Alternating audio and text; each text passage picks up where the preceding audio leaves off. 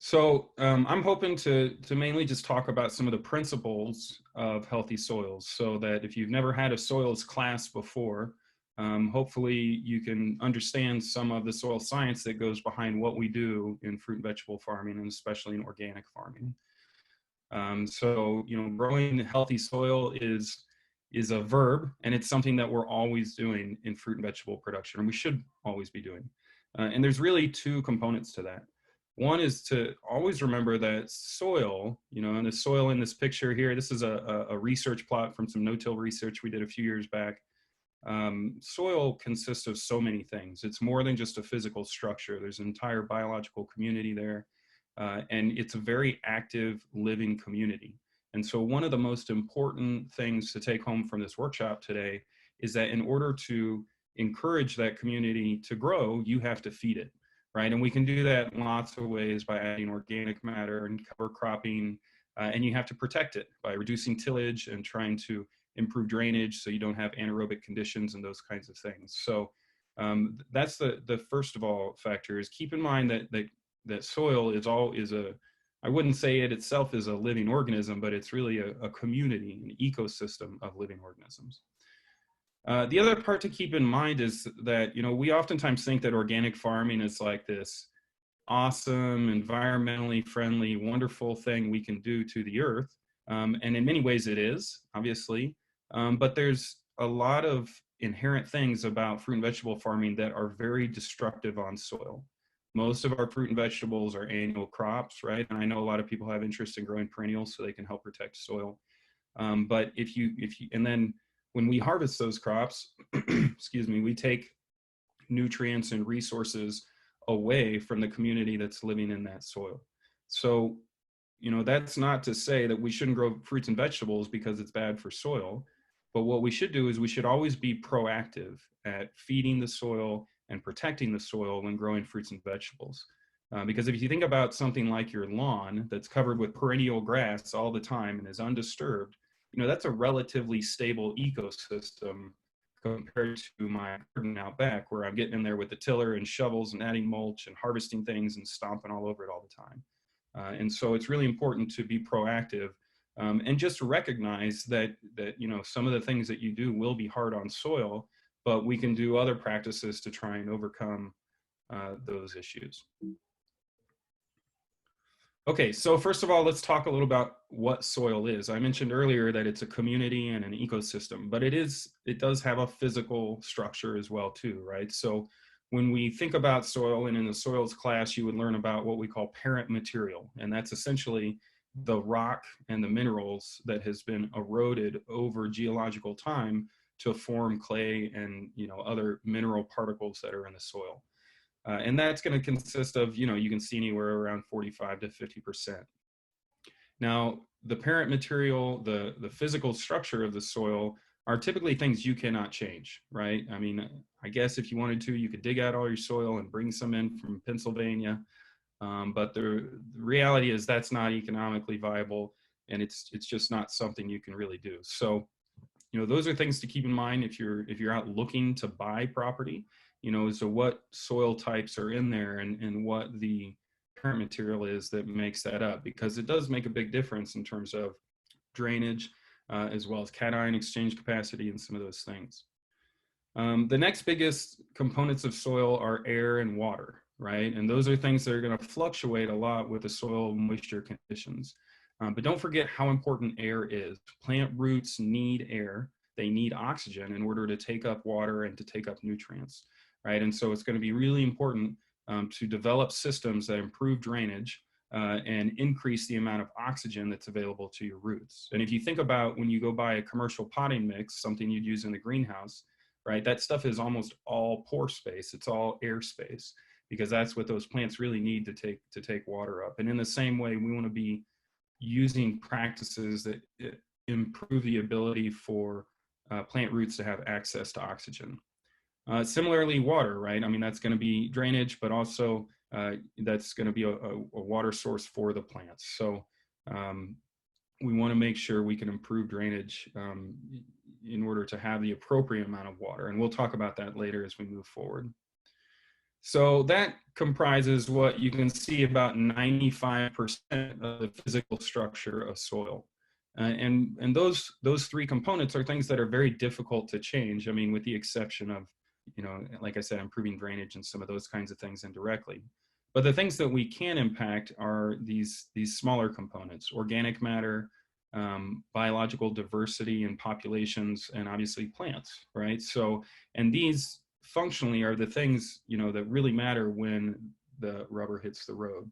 So, humus is actually what what is produced by microbes like bacteria and fungi when they start chewing up organic matter, right? They'll chew up carbon-based materials like straw and plant residues, and what's going to happen is they're going to spit out this wonderful stuff called humic acid, and that's going to help develop aggregate structure in your soil. But the take-home message here is that the smallest portion of what's in the soil does the most work. So at the end of this workshop, we're going to show you this fun video of this soil water. Sorry, it's called a rainfall simulator, but it's a fun way to think about water quality and how soil management is impacted by water quality.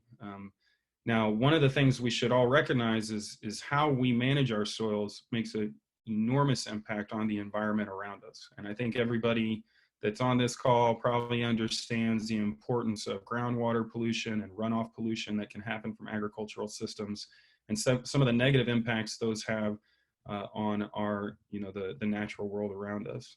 But it's also important to remember too that, you need to make sure that you don't have a situation like this where you have a flooded field, because those plant roots right now are starving for oxygen.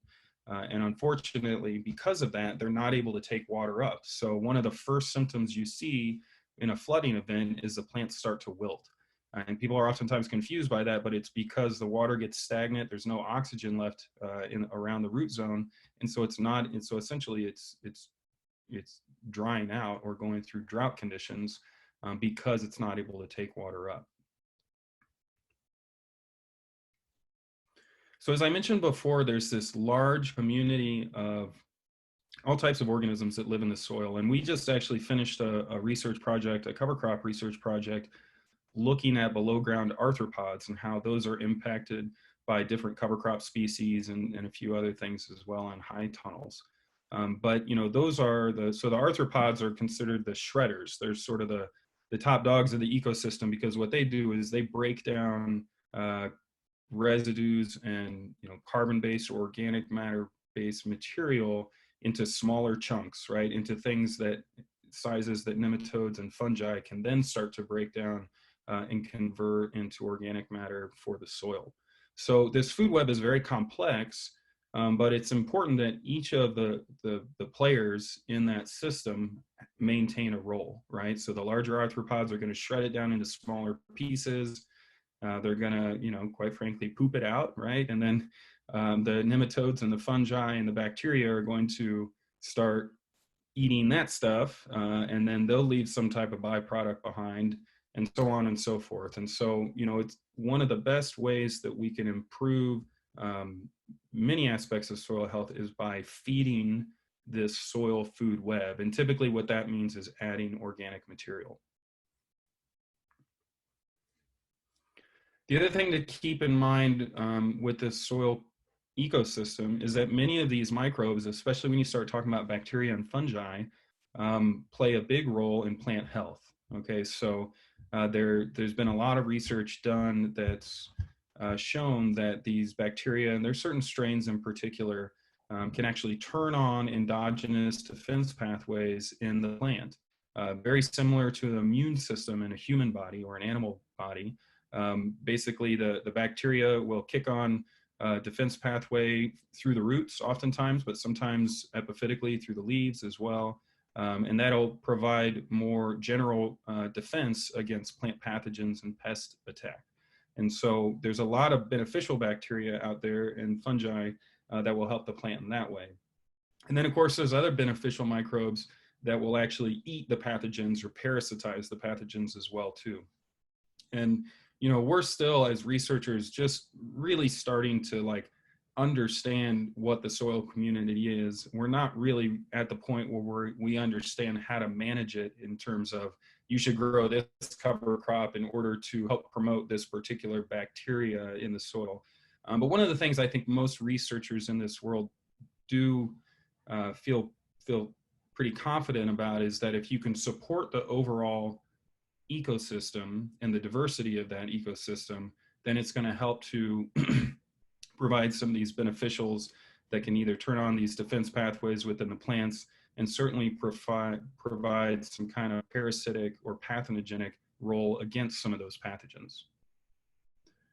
So, you know, this is one of those things that we always, again, it's very difficult to describe exactly how soil health leads to plant health because we're still trying to wrap our heads around this. And it's interesting, I'm working on a grant proposal right now that's kind of look at some of this with some researchers from the University of Berkeley, California at Berkeley. And, you know, one of the things that we think that we could be able to do is try and link some of these specific groups of bacteria and fungi to functional actions within the plants that provide defense against pathogens and pests. But a lot of that research still needs to be done. But, you know, I think if you talk to most farmers, they'll tell you that a healthier plant is better able to protect itself from pathogens and pests. And by in the same token, you know, I think we're going to find that principle probably is going to work itself out as we continue to do more research in that area. Okay, so what are some ways we can feed that soil? As I mentioned before, adding organic matter is primarily the way that we're going to do this. Okay, so organic matter is important for lots of different things related to soil structure, but again, that the organic matter itself, the carbon, is going to be a food source for that community that's living in the soil. The organic matter will also help to develop these things called soil aggregates. So we sort of mentioned this already. Essentially, once that microbial community gets busy inside the soil, then what you're going to find is the development of these chemicals like glomulins and humic acid that will actually bond little clumps of clay, sand, silt, and organic matter together into what we call soil aggregates. And soil aggregation is something that soil scientists really have just been learning about in the last couple decades with the advent of no-till agriculture. But we're finding that it's extremely important for maintaining plant health and resistance to drought, and I'll explain that here in a minute. So we can add organic matter in lots of different ways. I think many organic fruit and vegetable farmers are using composts or degradable mulches, and those are definitely great ways to do that. You can also use cover crops, are a fantastic way to add organic matter, and we'll touch on those later in the presentation as well. So I mentioned soil aggregation a little bit ago, and I made this sort of visual aid, I guess, to try and quickly describe, you know, one of the major benefits of soils that have high aggregation. Okay, so this graph basically represents essentially the soil moisture, like the literal percent water in soil, maybe through the course of the season. And this is completely conceptual. I just drew this in PowerPoint, so it didn't come from any data. But you know, you can see that if we think about soil moisture, it's going to be pretty high this time of year. We're going to get some storms and some heavy rains, and then it will start to dry out through the course of the summer. We may get a couple more big rains around July, and then we'll start to go through a drought period, at least in this part of the country, in, you know, mid to late July and through August. So if we think about poor soils, right, then it's going to take a certain level of force or for the plant roots to actually extract water from those soil particles, right? And when we have poor soils with poor aggregation, then, you know, potentially this is the amount of effort that the plants can put into extracting that water from the soils, essentially. But as aggregation improves, then it's actually easier for the plants to extract that water from that soil. Okay, so as we get higher and what we call aggregate stability, then it suddenly becomes easier for those plants to get access to that water, even at lower actual percentages of soil moisture. So suddenly the band that we have for when that water is available is wider. And as a result, if you think about this in this scenario here with poor soils, that plant is going through stress or drought stress, through much of June, pretty much all of July. But then if we, widen that buffer, then it's suddenly able to get more access to that water, even though you have literally the same amount of water being applied. One of the other big concepts in soils that I think it's important to understand as we start to develop soil management practices is the carbon cycle, right? And this is a very complicated process, and we're not going to go through the details of this slide. And quite frankly, this slide very much glosses over the details of the whole thing. But, just in general, to always understand that soil is a huge sink for carbon, like global carbon, okay? So excuse me, as plants photosynthesize, they're going to fix atmospheric CO2, which there's quite a bit of out there, into organic matter, right? Based carbon. And that can get deposited into the soil. Now that can be through your crop plants like these corn and soybeans, but it's also through cover crops. It's also in, if you think about natural ecosystems like prairies and pastures and forests, they're going to be fixing a lot of atmospheric CO2 and then depositing it into the soil as organic matter, right?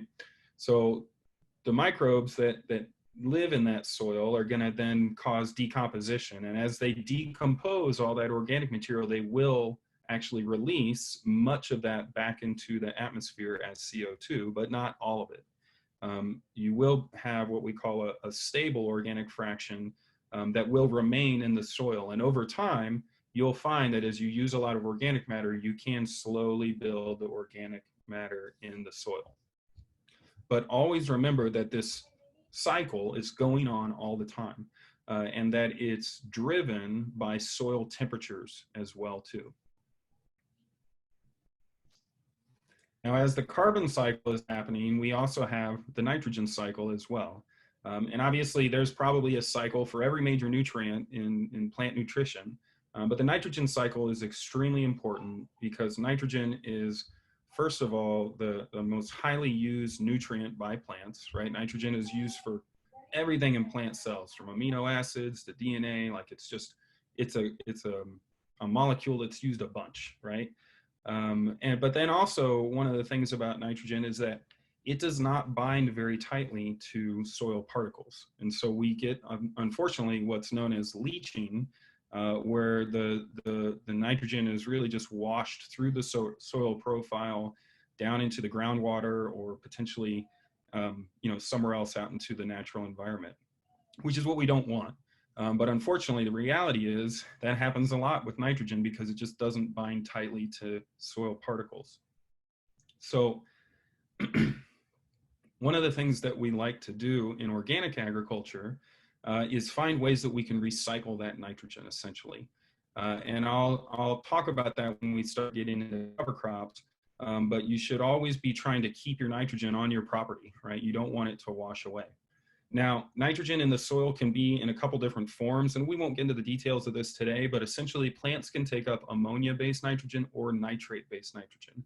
And it uses different mechanisms to do that, but it can take either one. Now, sometimes we run into issues in soil management, like in tomatoes and peppers. If you use a high ammonia-based fertilizer, like chicken litter, that chickadee doo-doo stuff was really notorious for this for a little while. Almost all the nitrogen that was in that fertilizer was ammonia. And so you would be putting a whole bunch of ammonia-based nitrogen into the soil, and then you'd have problems with potassium and calcium because the plant is overwhelmed with all these cations of ammonia. So anyway, we don't need to get into the details of that today, but just understand that there's two different forms of nitrogen that are available in the soil, and the plant can take both of them up, but it prefers to have them, in a more or less a 50-50 ratio.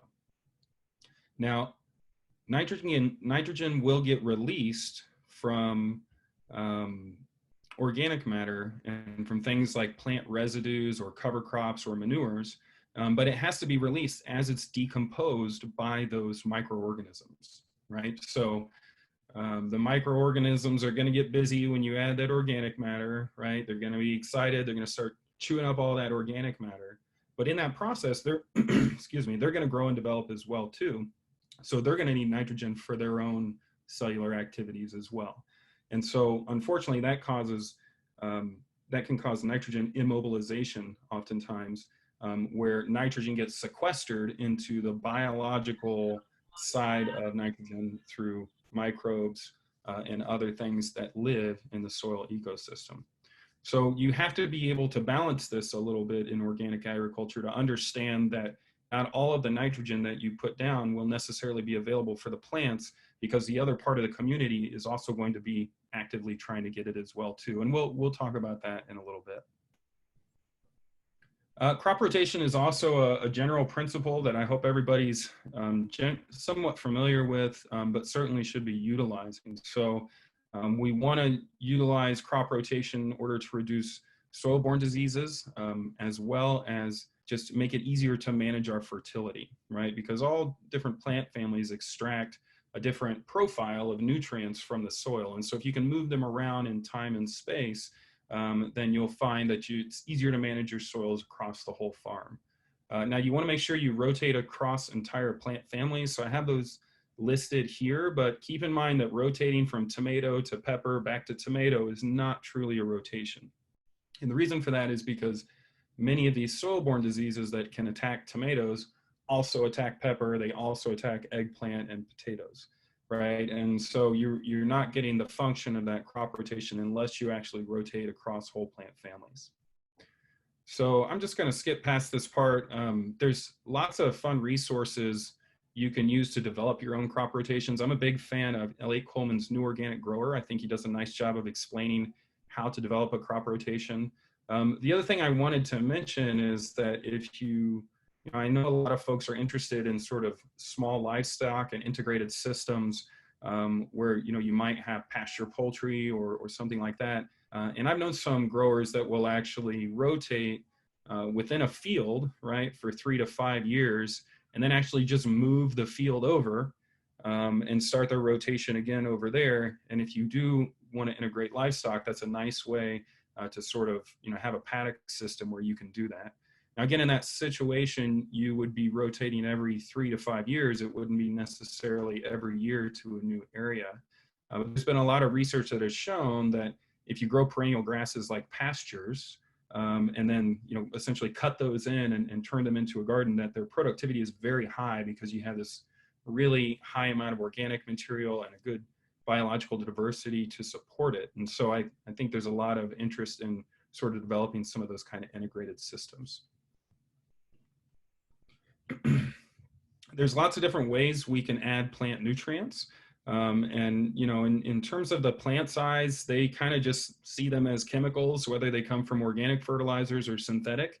But I know for a lot of other purposes, a lot of people are interested in different organic fertilizers we can use.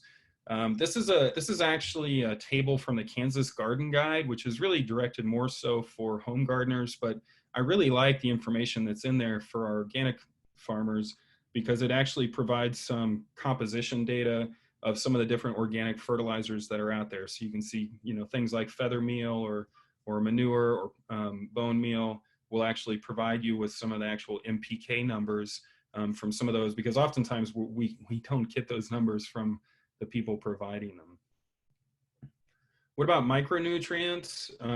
We won't go into details on this. I just wanted to really stress that micronutrients are needed in micro amounts, but that doesn't make them micro important, right? There's a lot of micronutrients that are extremely important, especially in fruit and vegetable crops, because they're so related to flavor and like color and some of those things. And so you want to make sure that you are doing regular soil testing and that you're looking for micronutrients and that you always have a source of micronutrients. And, in organic farming, that's oftentimes difficult because you can't go buy specific chemical fertilizers, but a lot of these compost, bone meal, a lot of these sort of amendments that we utilize have a ton of micronutrients in them. So I often recommend to just tell people, make sure they have a source of micronutrients. You don't have to have the full analysis of what's in there. Soil tillage is obviously, something I think most folks are familiar with.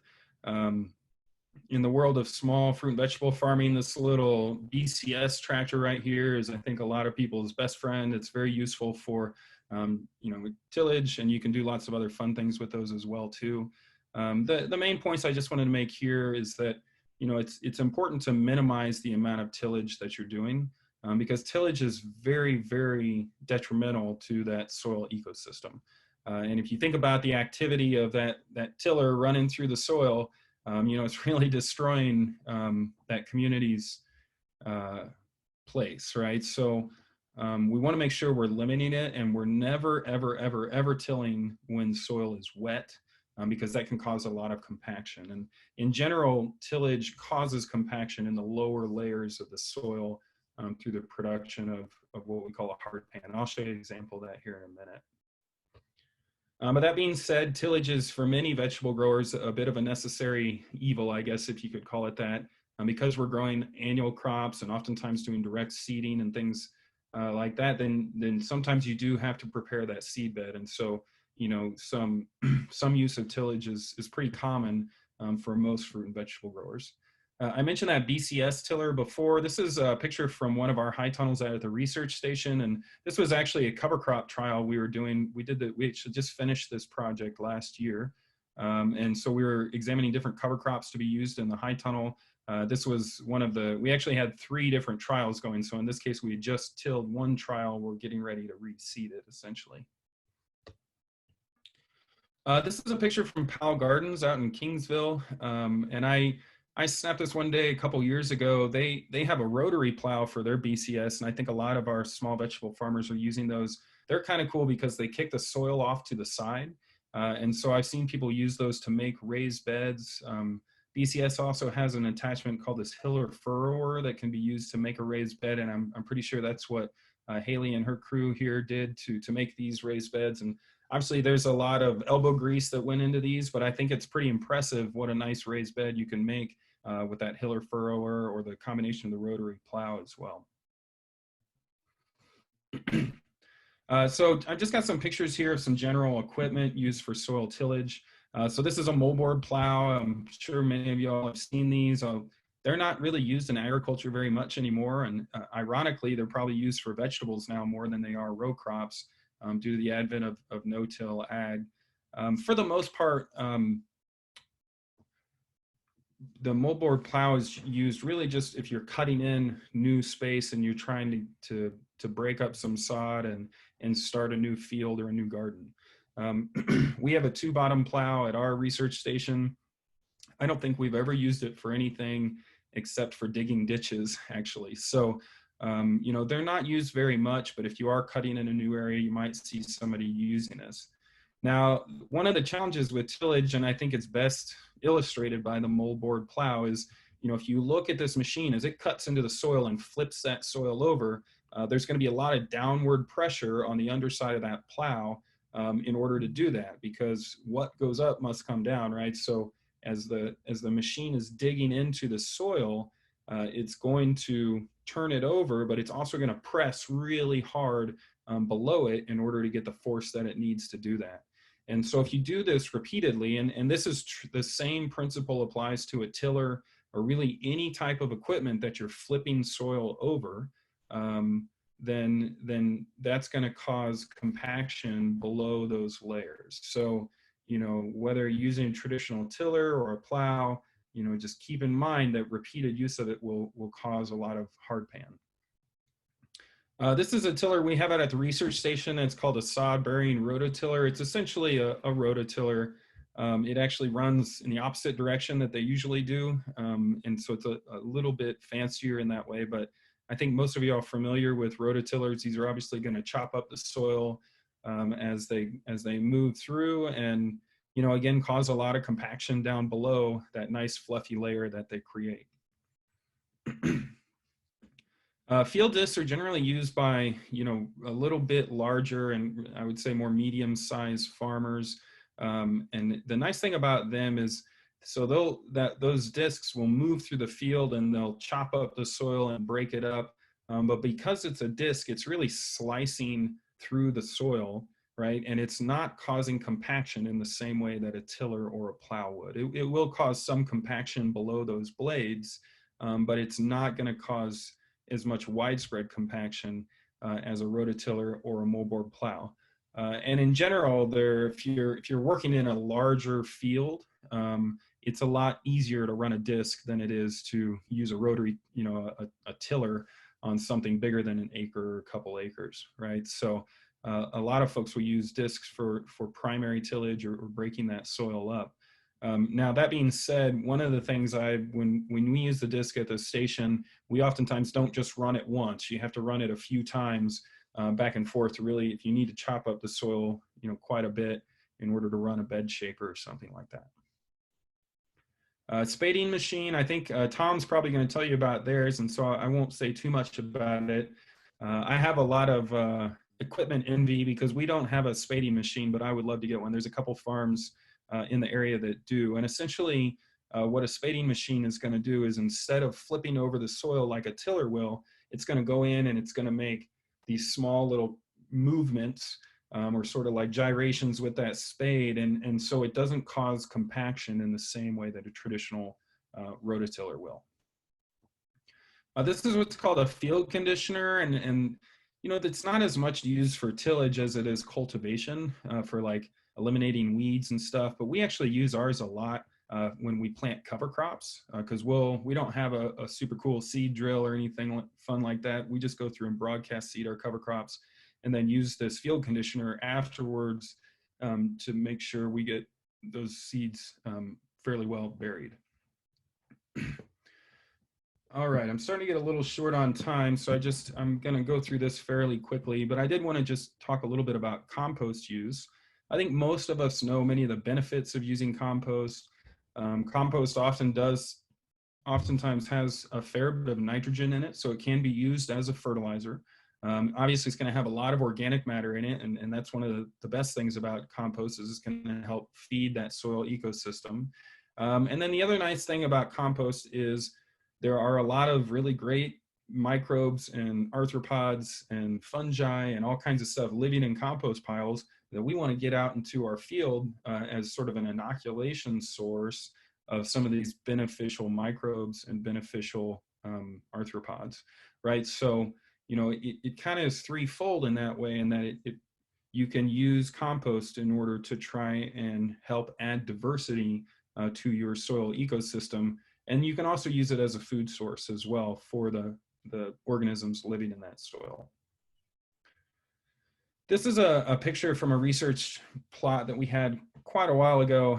And basically what I wanted to point out is that oftentimes, and especially on organic farms, we don't need to use as much compost as we think. So in this case, this was an heirloom tomato study on an organic farm. And we were using poultry litter poultry litter-based compost, I should say, as a source for our plant nutrients. And this was actually a plant nutrient study, was one component of it. So we had to be really specific and careful about how we applied nutrients to make sure we weren't causing issues with the experiment.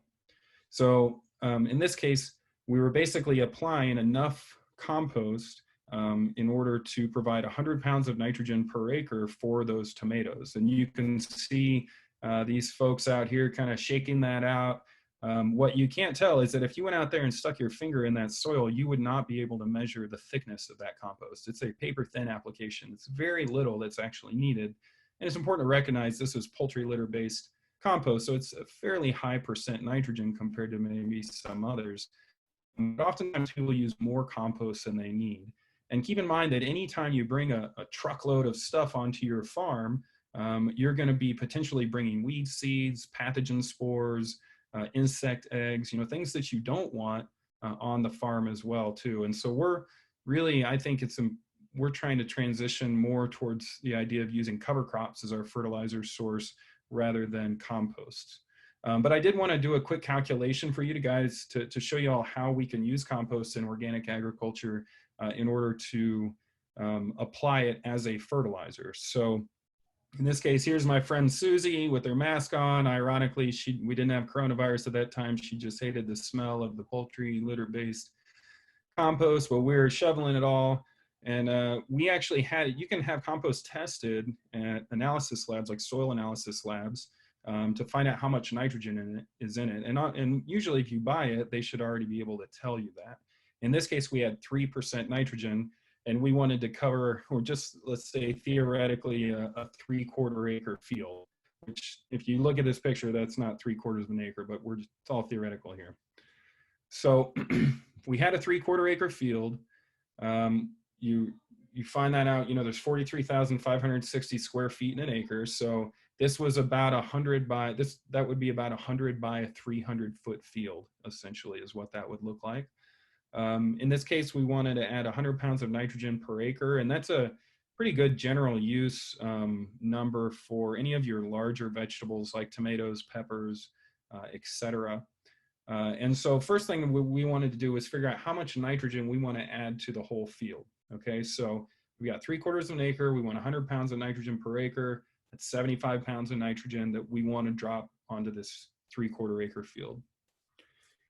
Now we know that the fertilizer, in this case compost, is 3% nitrogen. So you have to take that into account when you do your calculations. So if we want 75 pounds of nitrogen go onto that field, we know that it's 3% nitrogen in available nitrogen. And so you can do that math and find that we need to add about 1.25 tons of compost to that specific field. So it's pretty straightforward. The key to the game is you just need to know what percent nitrogen your compost is. Now there are some disadvantages to using compost, and especially with all the food safety things happening these days, I would be quite a bit leery about potentially using homemade compost or compost that has any of this nasty green stuff in it. There's nothing wrong with having manure in your compost, but it needs to be well decomposed before it gets used on the farm. And obviously the USDA has a lot of regulations for that as well too. And one of the things to be on the safe side, I typically treat compost the same way I would manure. In order to keep the FSMA people happy. So the food safety regulations, yep, here we go. So the food safety regulations for USDA is that you can apply manure 90 days prior to harvest for above ground crops like tomatoes and eggplant, and 120 days prior to harvest for root crops like potatoes and carrots and stuff. Keep in mind, first of all, that's a pre-harvest date, not pre-planting, so that's really important. But I think as an overall practice, if we think of compost, now compost does not have the same restrictions that manure does, but if we use those same restrictions that manure does, then we know we'll be on the safe side of making sure that we aren't causing any foodborne outbreaks, right? So, you don't have to do this, but I think it's a good idea. Okay, let's talk about cover crops for a minute. I know Tom and Dan are probably going to talk to you guys some about cover crops as well, because they're doing a lot of that on both of their places. But I just wanted to touch a little bit on some of the uses of cover crops. So one of the primary benefits of cover crops is to add organic matter, right? This is my buddy Jerry Wallets from Lawrence, Kansas, and he's a strawberry grower. In fact, they're busy right now, I'm sure, picking strawberries and getting ready for the U-Pick weekend. And he grows sorghum Sudan grass in the summer in between his strawberry crops to help build his soil. And sorghum Sudan is one of the best ways to add organic matter. I mean, if you just look at all that biomass, all that carbon, it's going to be really great, tasty food for those microbes and those below ground arthropods that are living in the soil. So, I think this is one of the primary drivers of using cover crops, at least for myself, is just a really nice, clean way to add organic matter. And if you think about it as compared to compost, in order to grow all that organic matter, all Jerry had to do was just plant seed, right? And seed is pretty clean stuff compared to compost, I think, in terms of risk. So, it's a nice way to do that. You can also provide nitrogen for your cash crops as well. This is actually one of my home gardens many years ago. So it's a pretty small plot example, but I think it gives you the same principle.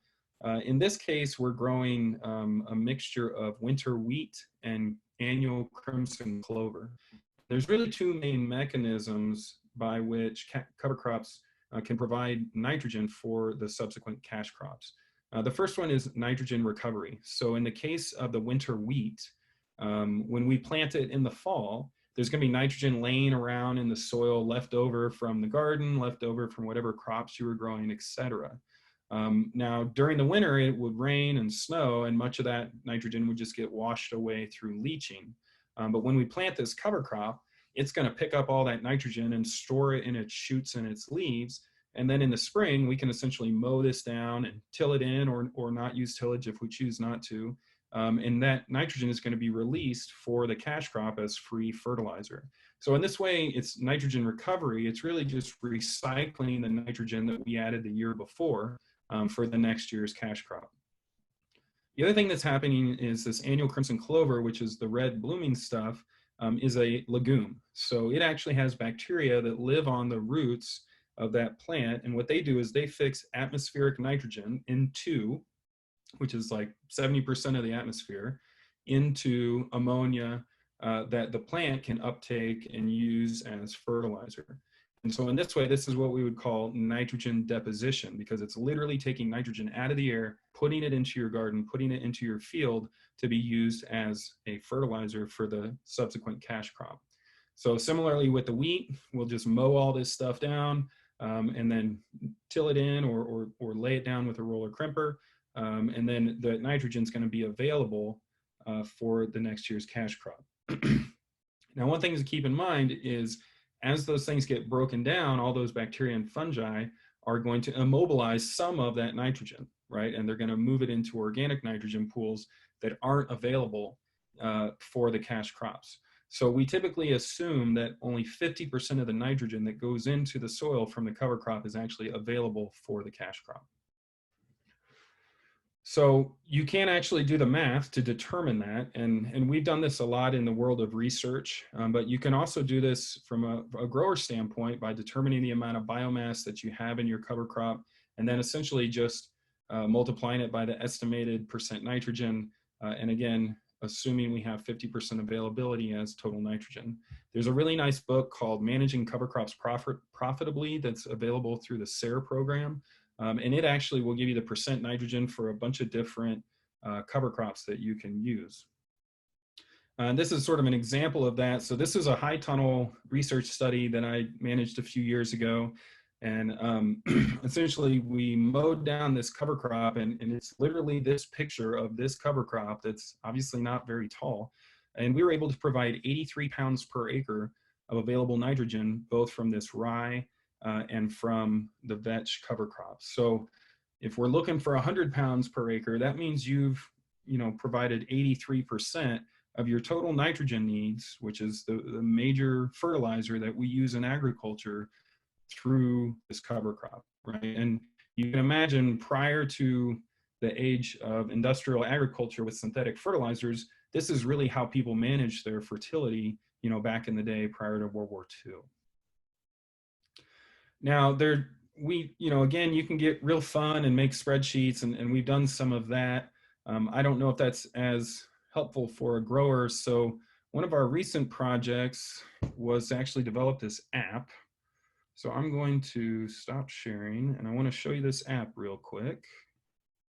So this is an app we developed through an OREI project recently with a software developer here in Kansas City. And it's what it really is. It's not technically an app. It's actually a mobile-friendly website, and that allows us to update it better. But essentially what you can do is you can go through and you can pick your cover crops. So let's say we had winter wheat and hairy vetch, right? Those are a couple of pretty common cover crops. You can pick up to 3, click next. You're gonna ask for a ratio of, so maybe we've got, let's go less vetch. Maybe a third of it we can estimate as vetch. The other 2/3 is wheat. You can pick the maturity because you're actually gonna have different, so let's call this stuff fairly mature. Let's say because it's late in the season. why I can't slide that. Well, I guess we'll leave that one where it is. And then you can choose the density as well as the height. And again, this is basically just trying to estimate it. So let's say it's 30 inches tall, 31 inches tall. That's pretty common for a winter wheat hairy vetch mixture. And maybe we don't have a super heavy density. Maybe we'll just call it a standard density for now. So in this case, we got 29 pounds of nitrogen per acre. So whenever you guys want to, you can just log on to this website and go through the exact same exercise. I will tell you, like literally this month, we're still going through and tweaking some of the numbers that actually run this app. So you may see some things change as you work through it, but it shouldn't change much.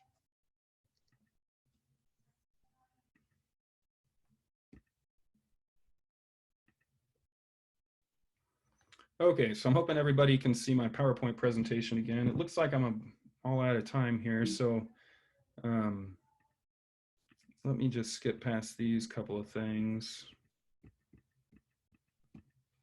Wrap this up. So in terms of sort of putting the pieces together, you know, I think it's important to recognize that soil and water are some of our most valuable resources. And there's this huge interplay that happens between the two. And we'll talk more about that later on in the workshop when we do the water rainfall simulator as well.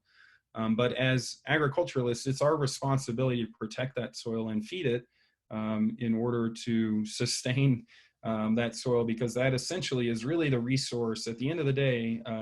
As farmers, that's the most important resource for the productivity of your farm. So what are some ways we can do that? We can reduce tillage. We can manage our water and reduce erosion. We can use crop rotations and increase organic matter through the integration of cover crops and biodegradable mulches. And, you know, I think it's also important to remind people to be realistic in your expectations too. If you buy a piece of property and it's the worst soil in the world and you know, it won't grow anything the traditional way, then jumping into no-till methods may be a little bit more than is needed. And we can talk about that later if there's questions, but, you know, just in general, being realistic with those expectations.